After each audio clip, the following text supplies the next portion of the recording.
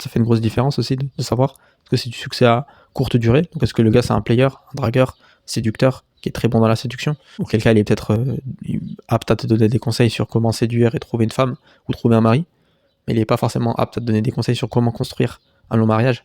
Parce que la vérité c'est que les règles à respecter dans cette dynamique-là, la dynamique du mariage, dans le mariage, les règles ou dans la relation amoureuse de manière générale, les règles à respecter pour une relation de courte durée sont en totale opposition que les règles dans un couple à longue durée. Et même les circuits neurologiques, les circuits dans le cerveau qui sont mobilisés au début d'une relation et après quelques années, après 2-3 ans, 4 ans, la plupart du temps c'est plus 2-3 ans, c'est des circuits qui sont totalement différents. Alors, au début on a beaucoup de circuits qui sont des circuits dopaminergiques, et donc c'est surtout ces zones-là qui sont mobilisées, et il y a un circuit, et en fait on a un peu de mal à l'identifier où est-ce que c'est exactement dans le cerveau, mais on sait qu'il y a un circuit qui est en charge des pensées obsessives.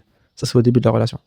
Et au bout d'un moment il y a une tendance à avoir moins de sollicitation des circuits dopaminergiques, et en tout cas le circuit obsessif de la pensée obsessive il disparaît.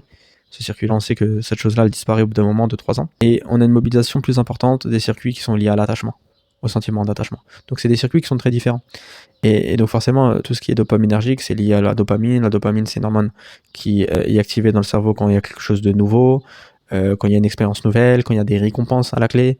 Donc ça va marcher très différemment, la manière dont tu vas gérer une relation au début, dans laquelle tu vas gérer cet état motivationnel intense qui est l'amour du début, et la manière dont tu vas gérer l'attachement, qui lui repose sur d'autres hormones, comme l'ocytocine, la vasopressine, et il y a également des opioïdes comme la bêta-endorphine et d'autres hormones qui sont mobilisées dans les circuits d'attachement. La manière dont c'est géré, c'est très différent.